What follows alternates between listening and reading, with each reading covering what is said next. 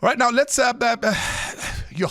there's just so much up in the air to talk about this evening in terms of news. But let's speak to the JMPD now. Xolani Fihla, a spokesperson for the JMPD. Xolani, good afternoon, and thank you very much for your time. There's a sense that, we are, of course, challenged by these power cuts, and it's chaotic on the roads. But we are not seeing enough JMPD, particularly on the road to direct traffic. And so there are people who've taken it upon themselves to help us opposing the situation, because one, they also are hungry and they also need something to do, and they think they might be able to be compensated by drivers who they are trying to help. Why are you saying this is not an ideal situation?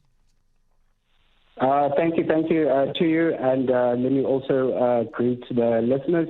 Yes, we know that we have a lot of problems, especially when it comes to the intersections within the city of Johannesburg. It's either vandalism to the infrastructure or load shedding. And then what we also do find is that there are homeless people or unemployed people who are controlling traffic.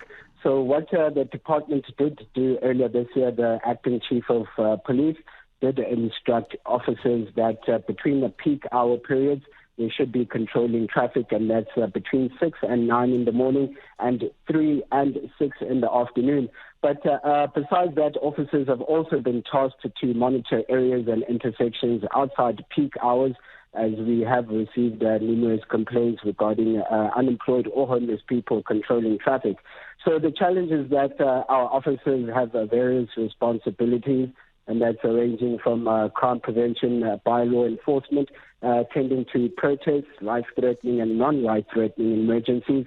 So officers cannot be at every corner and at every intersection. So with that, we've also relied on assistance from appointment from our insurance to control traffic at major arterials and where there's congestion.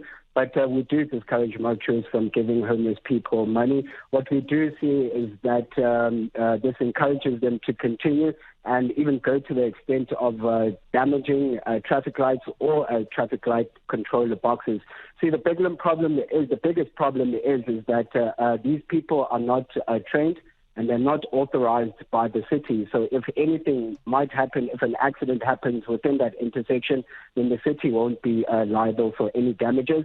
And the only time when the city can be liable for that is when either an authorized person or a JMPD officer is controlling traffic, or when a JMPD officer actually sees a homeless person controlling traffic and fails to remove them. Xolani Fihla, appreciate it. Isaac Mahamba, you share the same sentiment. You are also saying you cannot be able to deploy officers to every intersection, and motorists must obey the law and treat intersections as compulsory stops. It doesn't happen. It just doesn't happen, right? We know that it doesn't happen for various reasons. It just doesn't happen. And there are people who are up for the challenge. Why don't you take them, train them, give them the authority to be able to do that, and they do it properly? Good afternoon, Tabo, and to your listeners. Yes, I share the very same sentiment as my colleague from JMPD. We are not going to allow members of the public to go into that intersections. Specifically, it's for the same reason that you mentioned. When members of JMPD, for instance, when they're in that particular sections, when accident might happen, motorist insurance, they are liable to claim from the city. So when there's the people who are controlling traffic, it's not the members who the insurance is going to pay. So there's a challenge that you might not be paid for that. But yes, we are looking into the issue of training members of the community who might be interested. But you understand that there's a challenge of money for training to take place. There's funds that need to be allocated to that. So we're looking into that.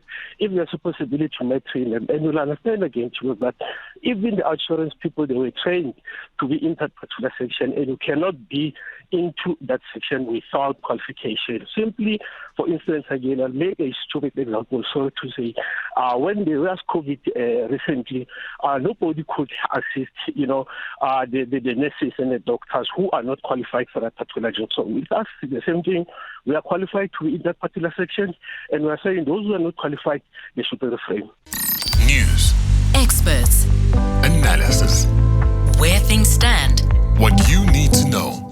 Drive Home with John Perlman on 702.